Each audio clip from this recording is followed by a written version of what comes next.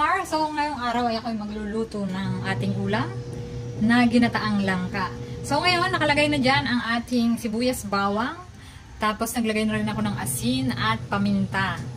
At pagkatapos mga Mars, ilalagay ko ang pangalawang gata. Dito nga sa amin mga Mars, kami nabili ng gata na kayod na at naka-plastic ng ganyan na napigana. May pangalawang gata tayo, tsaka may kakang gata.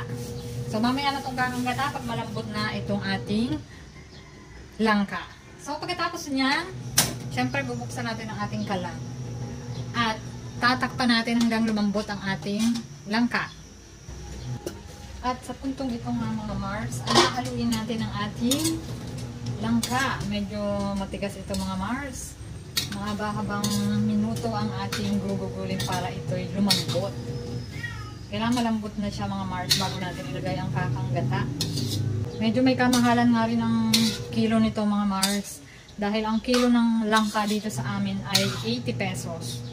Sa amin nga mga Mars sa probinsya, pagka nakita kang naghihimay o nagbabalat ng langka, ang mga pagdarong sabi nila nagkakatay ka ng baboy pero puti ang dugo. Ibig sabihin langka ang ginugulay mo kasi puti yung dagta ng langka na inihalin tulad nila sa baboy.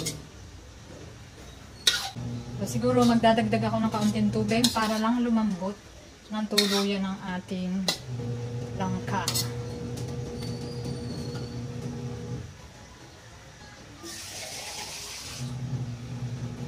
So yan mga Mars, magdagdag tayo ng tubig para lumambot ang langka. Buksan na nga natin ulit mga Mars ang ating langka. Ayan, siguro na malambot na ito. Ayan.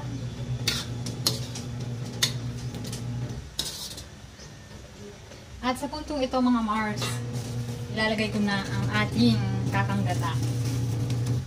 Parang kulang nga itong kakang gata natin.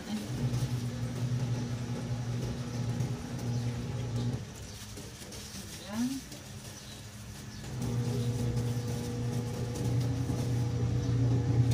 Haluin ulit natin. At pasensyahan nyo na nga pala mga Mars kung naririnig nyo ang tunog ng aking washing machine dahil ako'y naglalabad din at the same time nagluluto ng ulam. So, ayan, at ilalagay ko na rin ang ating siling haba. At mga Mars, lalagay ko na rin ang ating sardines. Ayan. Alam nyo ba mga Mars, favorite ko itong sardinas na to, itong brand na to. Kasi malalaki ang kanyang isda. Malalaki at saka alam mong malinis. Yung ibang sardinas pagka kasama yung mga nung isda. Pero itong isdang to na gustuhan ko siya kasi ang lalaki ng kanyang sardinas. So haluin ko na nga mga Mars. Pero ang hirap makahanap ng sardinas na yan sa mga tindahan mga Mars. Laging nagkakaubusan yan. Mabenta yung ganyang brand.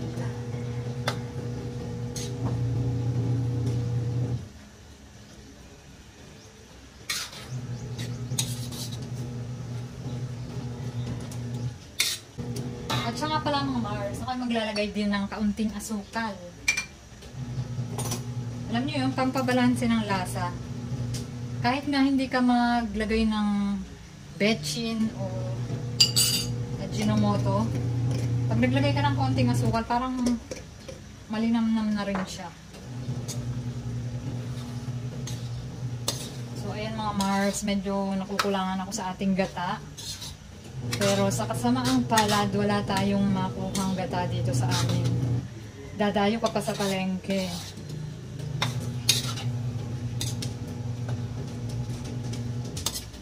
Mars, nagdagdag nga pala ako ng gata dyan kasi masyadong dry. Kulang na kulang yung gata. Kaya ayan, dinagdagan ko na yan ng isa pang kakang gata. Mars, ang best partner ng ginataang langka ay daing. Magpiprito ako mamaya kasi request yan ni Daddy. Gusto niya daw na may kapares na daing. So, yan na talaga mga Mars. Thank you for watching. Until next time. Bye-bye.